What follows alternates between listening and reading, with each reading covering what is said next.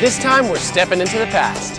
A Victorian row house that's starting to show its age. 100 years and counting. Wow. Our designer has ideas aplenty. Color, creativity, and class. Wow, you can do all that? So it's out with the old. Seriously, that fence has got to go. I am totally with you on that one. And in with a touch of today. What are you thinking? I'm thinking just a hint of modern. Modern and historic. I'm liking it. This is awesome. It's a row house redo on this curb appeal.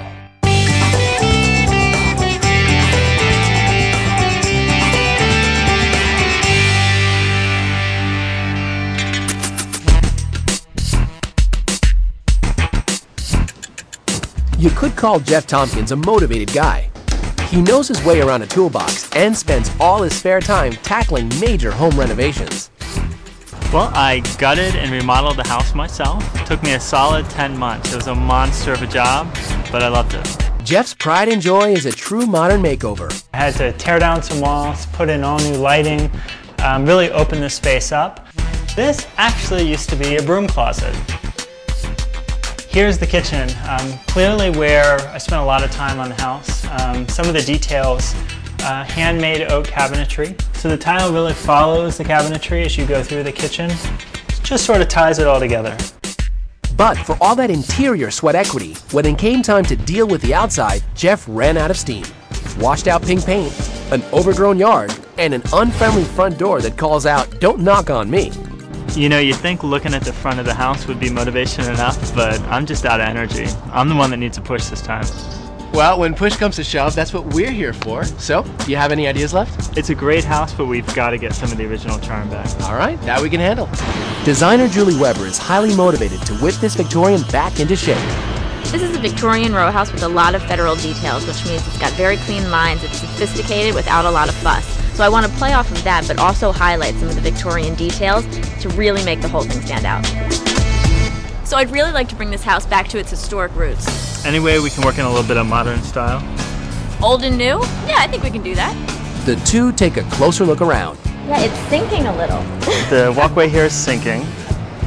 Jeff, this landscaping is the worst. What are these weeds, flowers? I don't know. You don't like my weeds? This is a mess. Yeah, I have to say I have pretty strong opinions about what I like and I don't like, but I'm excited to get another viewpoint on what would work well with the house. So what do you think about these, the columns? I mean, I think they're great to sit on, but they're ugly. What about the house itself? You know, I'm not crazy about the color. Okay. I think we'll definitely have to repaint.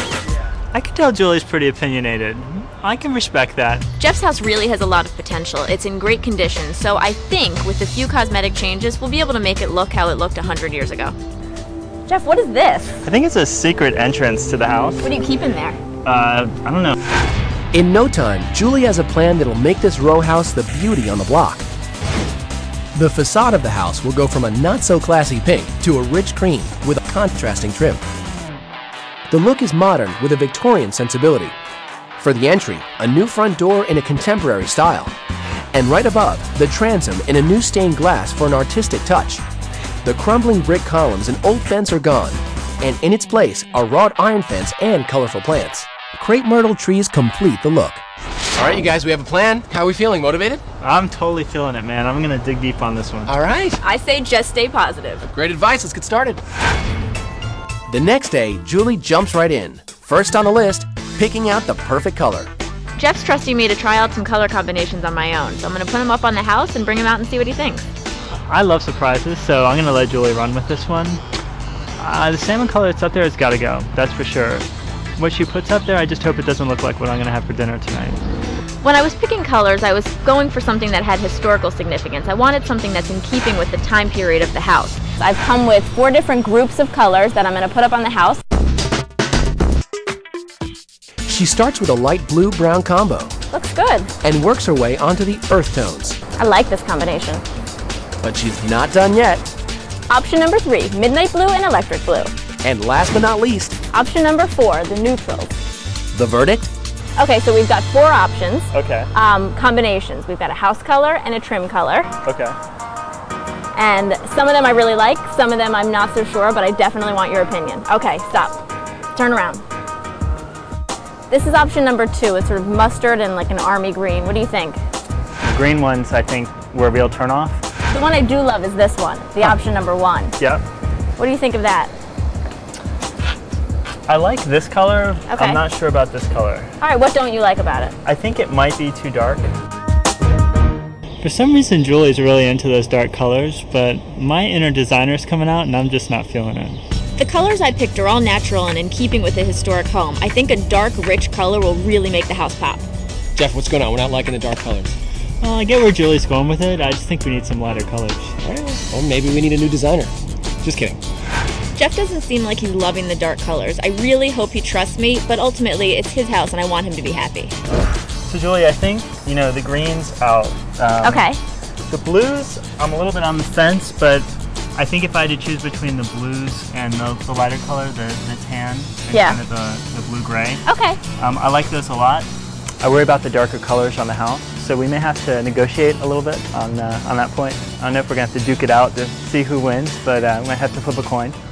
Well, with this design, it seems like everyone's highly motivated to sticking to their own opinions. Looks like the decision might just come down to heads or tails. When we come back, the secrets of stained glass. Very sophisticated looking. I like that better. Our landscape designers on the prowl for plants. I'm just looking for evergreens, sort of like a loose evergreen. This makeover's falling apart. Next.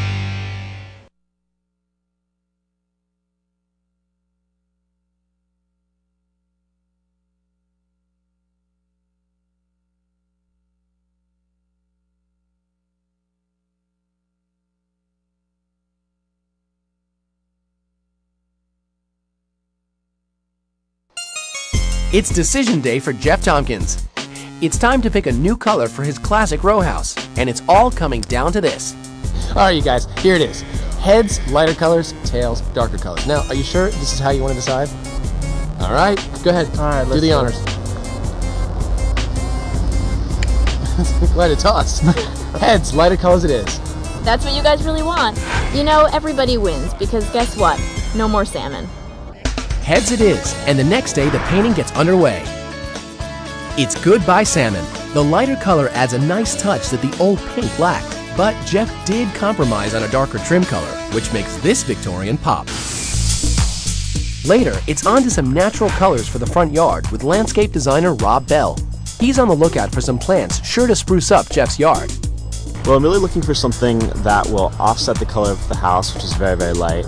And I also want something that will bring a little texture into the landscape, especially during the winter when nothing else is blooming.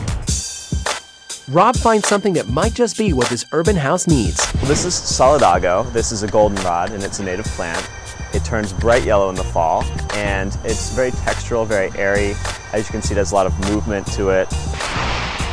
Next, Rob's looking for some tall plants or trees to help transition the space between road and row house. Well, this is actually very interesting, and I'm very tempted to use it. It's called a Prunus lusitanica. It's a Portuguese laurel. But the scale is wrong because this will get 10 feet wide and 10 feet tall, and we really have a tiny, tiny garden, so we just can't fit it. Scratch that. Next. This is a crepe myrtle, and it's very nice. It's a very attractive specimen, but what we're really looking for is something with multi-stems, because in a small garden, I think multi-stem trees give you more bang for your buck, so to speak.